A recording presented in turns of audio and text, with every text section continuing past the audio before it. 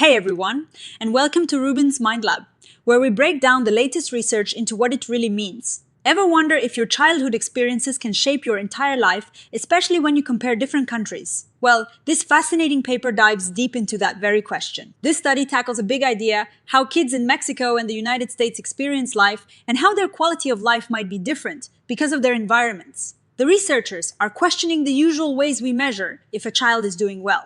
They think these common ways are too simple, too focused on just one person, and don't look at the bigger picture of their society. In simple terms, this paper argues that in places with a lot of difficult stuff happening, like violence, inequality, and even political pressure, we can't just look at simple numbers to understand a child's life.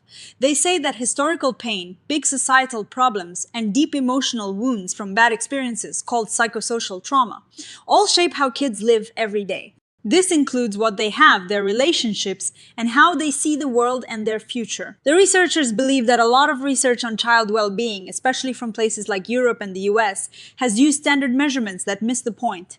These methods often ignore the social and political reasons why kids might be struggling. They feel this causes epistemic silencing, which basically means the voices and experiences of these children are ignored or not seen as important knowledge. They want us to move away from just counting things and start listening to children's stories in a way that is ethical, knows about trauma, and is specific to their lives. The keywords here are child well-being, quality of life, and psychosocial trauma. They're also talking about structural violence, which isn't just one person being violent, but systems and structures in society that cause harm. A decolonial perspective means looking at things from the viewpoint of people who have historically been oppressed or colonized, trying to understand the world from their experiences rather than the dominance perspectives.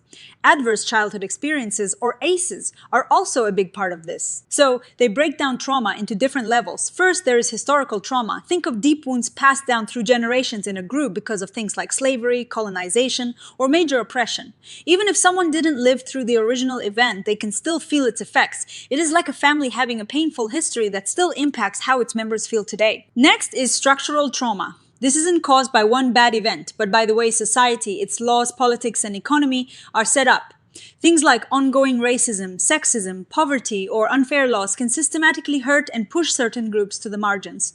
It is the harm caused by the system itself, not just individual bad actors. And finally, psychosocial trauma. This happens when historical and structural trauma come together, making things even worse. It can really mess with how people believe things, how they feel, who they think they are, and even break down families, communities, and trust between people.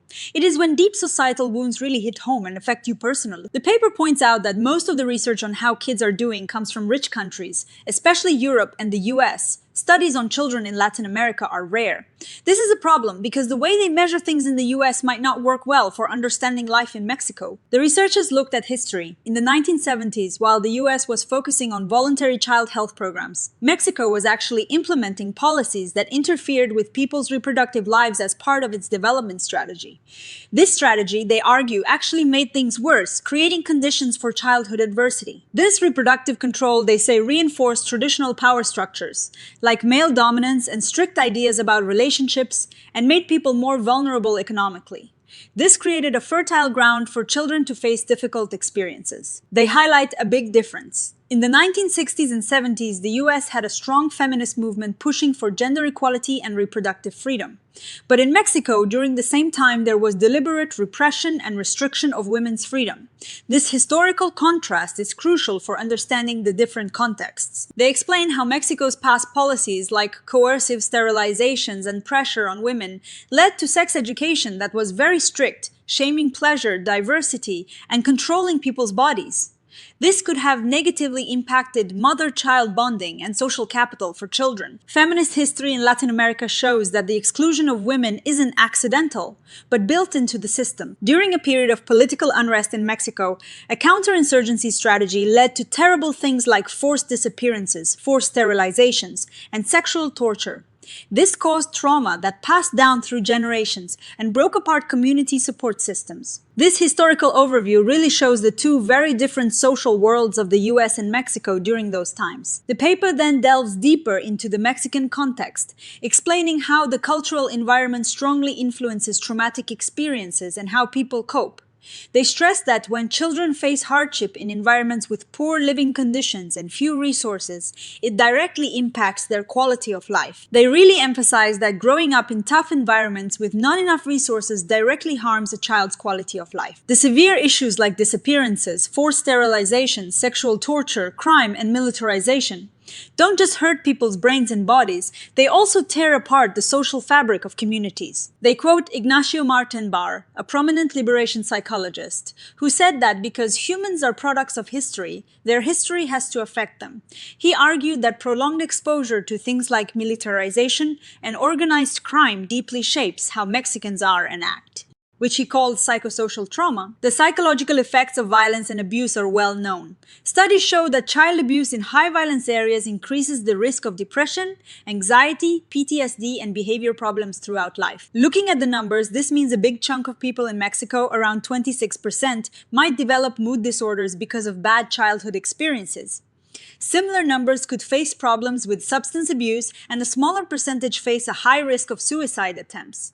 This shows that current psychological problems in adults are linked to childhood experiences, especially in areas with poverty, political repression, and a lack of state support. When parents or guardians disappear because of the state, it raises serious questions about the safety and care children receive. This section really gets to the heart of the problem.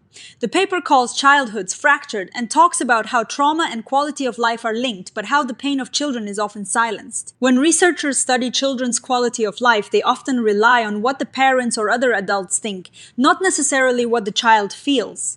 This adult gaze shapes how childhood is understood and measured. They argue that quality of life is shaped by culture and politics. Even though quality of life was meant to capture how people feel about their lives, today's methods often boil it down to simple, standardized numbers decided by researchers. This loses the richness and cultural meaning of a child's experience. They ask a really important question: how do adverse childhood experiences like sexual abuse and violence warp a child's quality of life and sense of well-being? And why are the stories of victims often left out? They share a powerful quote from a survivor. "When I told my cousin about my abuse at age 12, her laughter turned my pain into a joke.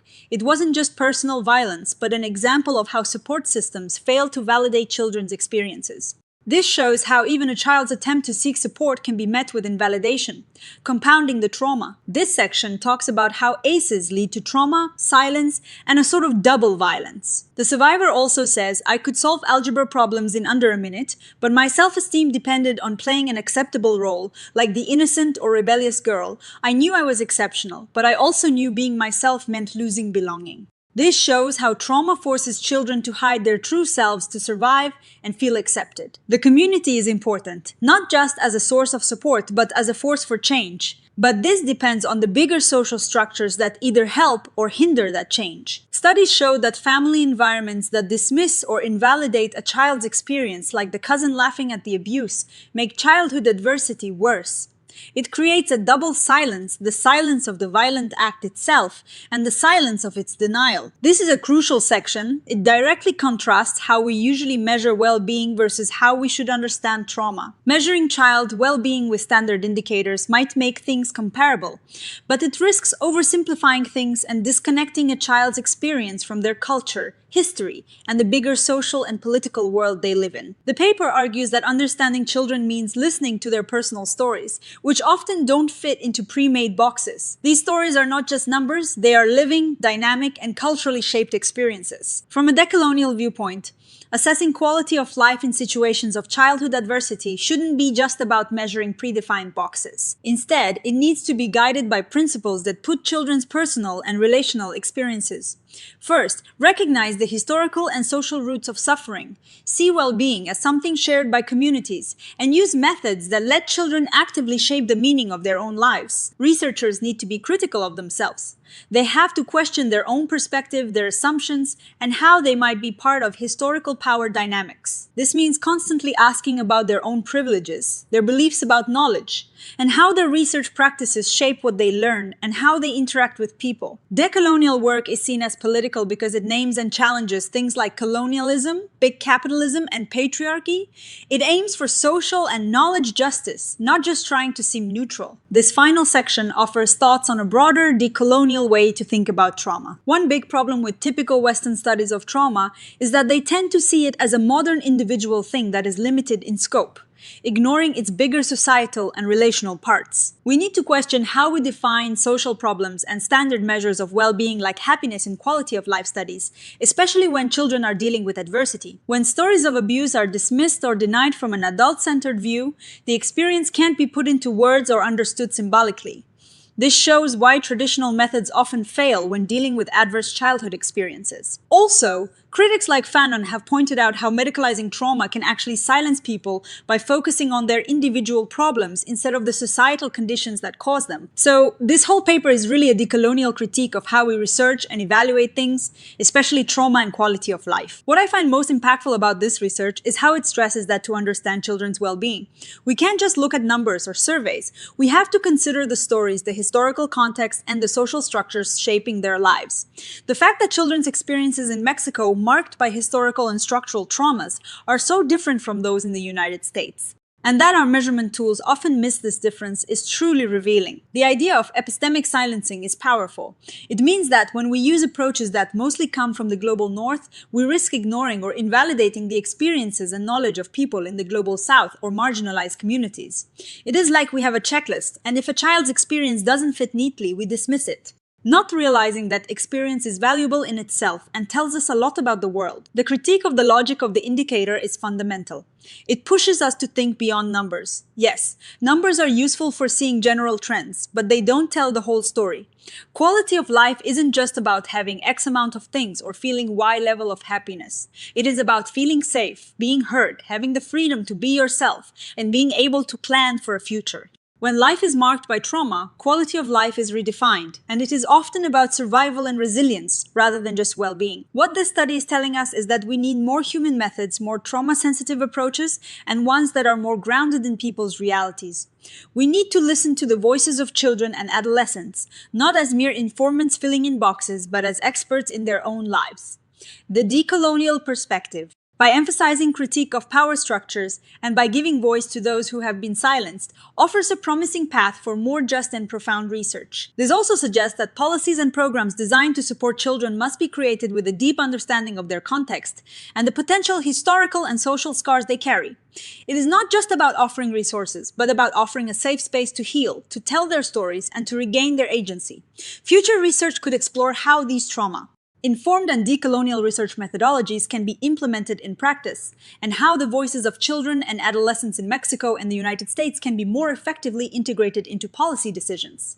So that is a look at this incredible paper. What are your thoughts on the difference between measuring well-being with numbers versus listening to stories? Let us know in the comments below. If you found this exploration helpful, please give us a thumbs up, subscribe to RUBIN'S Mind Lab for more insightful dives into psychology, and hit that notification bell so you don't miss our next video. Thanks for watching.